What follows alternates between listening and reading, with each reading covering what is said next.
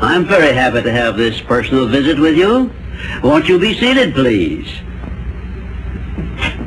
And now, may I request that you forget all your problems and just relax while I bring you the master key with which you may unlock the door to any opportunity that your mind can conceive. The master key consists of 17 principles, the first of which is definiteness of purpose. Right here at the beginning of our visit, I'm going to make you a promise. If you will decide definitely what you want most during your entire lifetime and write it down on paper so that I can read it, I will give you the master key with which you may open the door to the attainment of your desires, whatever they may be. The exact moment when I will deliver this master key to you will depend entirely upon when you are ready to receive it. This is the first of 13 messages that I will deliver to you. Now, in each message, I will describe the master key in terms that you will understand, if you are ready to understand. And now I shall give you the first cue as to the nature of the great master key which has been responsible for all the great successes in every calling, in every part of the world. Please listen carefully to what I have to say, because you may discover the secret of the master key in this first visit. You may get your first cue as to the nature of the great master key when I tell you that psychologists have discovered a natural law which is the very foundation of all personal successes. And I can describe it to you in one short sentence so you can understand it. Whatever the mind can conceive and believe, the mind can achieve. Isn't that a profound statement? You will notice that it says nothing about the need for education, but simply that whatever your mind can conceive and believe, your mind can achieve. Now, if you want evidence that the mind can achieve whatever the mind can conceive without the benefit of formal education, you only have to remember that Thomas A. Edison conceived the idea of becoming an inventor and lived to become the world's greatest scientist in the field of invention, with only 3 months of common school education. When I first heard Andrew Carnegie describe this natural law which makes it possible for you and I and everyone else to write his own price tag in life and attain it, I became so enthused over it that I began to search for the power back of it, and my curiosity led me finally to the discovery of the master key, which I shall reveal to you if you are ready to receive it. My search led me to the study of the spiritual forces with which all of us are blessed. And it was in this field that I came upon a clue which has enabled me to help millions of people to find their earthly destinies. I want to describe my discovery in the simplest terms possible, because it will reveal to you why it is true that whatever the mind can conceive and believe, the mind can achieve, regardless of how many times you may have failed in the past or how lofty your aims and hopes may be. I caught my first fleeting glimpse of the profound law which provides the means by which we may choose our own purpose in life and attain it, while I was being coached by Andrew Carnegie during the organization of the Science of Success philosophy.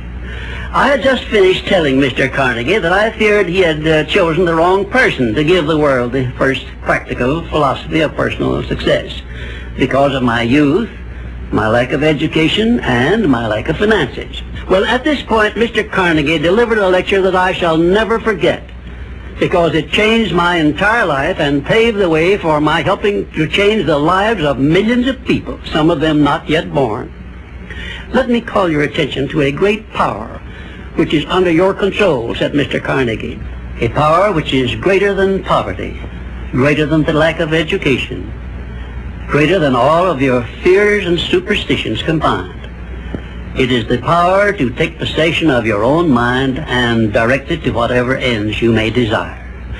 This profound power, Mr. Carnegie continued, is the gift of the Creator, and it must have been considered the greatest of all of his gifts to man, because it is the only thing over which man has the complete and unchallengeable right of control and direction.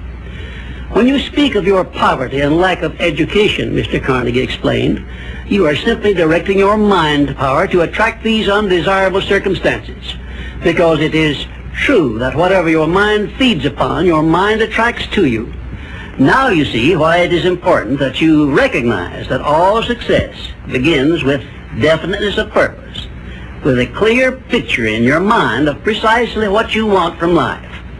Then Mr. Carnegie continued his speech with a description of a great universal truth which made such an impact upon my mind that I began then and there to give myself a new outlook on life and set up for myself a goal so far above my previous achievements that it shocked my friends and relatives when they heard about it. Everyone, said Mr. Carnegie, comes to the earth plane blessed with the privilege of controlling his mind power and directing it to whatever ends he may choose. But, he continued, everyone brings over with him at birth the equivalent of 2 sealed envelopes, one of which is clearly labeled, the riches you may enjoy if you take possession of your own mind and direct it to ends of your own choice. And the other is labeled, the penalties you must pay if you neglect to take possession of your mind and direct it. And now let me reveal to you, said Mr. Carnegie, the contents of those 2 sealed envelopes. In the one labeled riches is this list of blessings. 1, sound health. 2, peace of mind. 3, a labor of love of your own choice. 4, freedom from fear and worry. 5, a positive mental attitude. 6, material riches of your own choice and quantity. In the sealed envelope labeled penalties, Mr. Carnegie continued, is this list of the prices one must pay for neglecting to take possession of his own mind. 1, ill health. 2, fear and worry.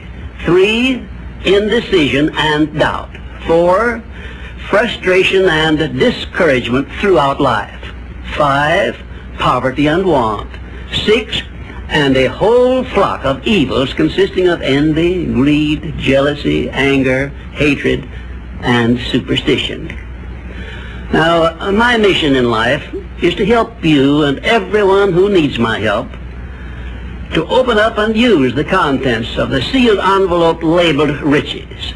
And the starting point from which you must take off if you wish to write your own ticket from here on out for the remainder of your life, I will describe for you in these simple instructions. 1, procure a neat pocket-sized notebook, or something on the order of this one here, loose leaf affair.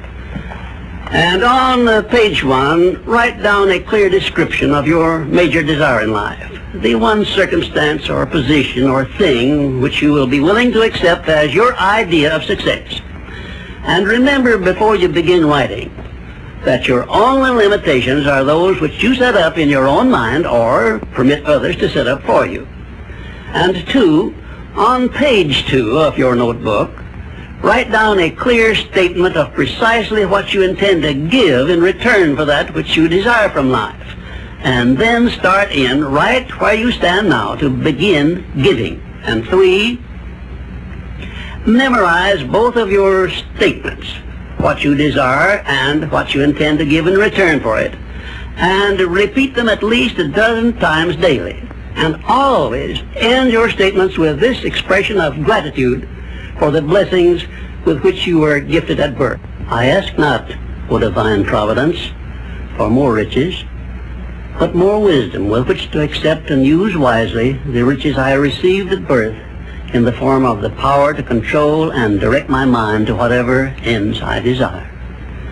If you are not too successful or self-satisfied to accept and express this profound prayer, if you accept it and express it in the same spirit of humble sincerity in which I pass it on to you, a new and a better world will reveal itself to you. A world in which you will see reflected the circumstances and the things which you yourself have created. In my next visit, I will give you a description of the second principle of success, through the application of which you may make use of the education and experience of other people, and get the necessary help you may need in attaining your definite major purpose in life. And now let me close this, our first visit, with my favorite expression of gratitude. O divine providence, I ask not for more riches, but more wisdom with which to make wiser use of the riches you gave me at birth, consisting in the power to control and direct my own mind to whatever ends I desire.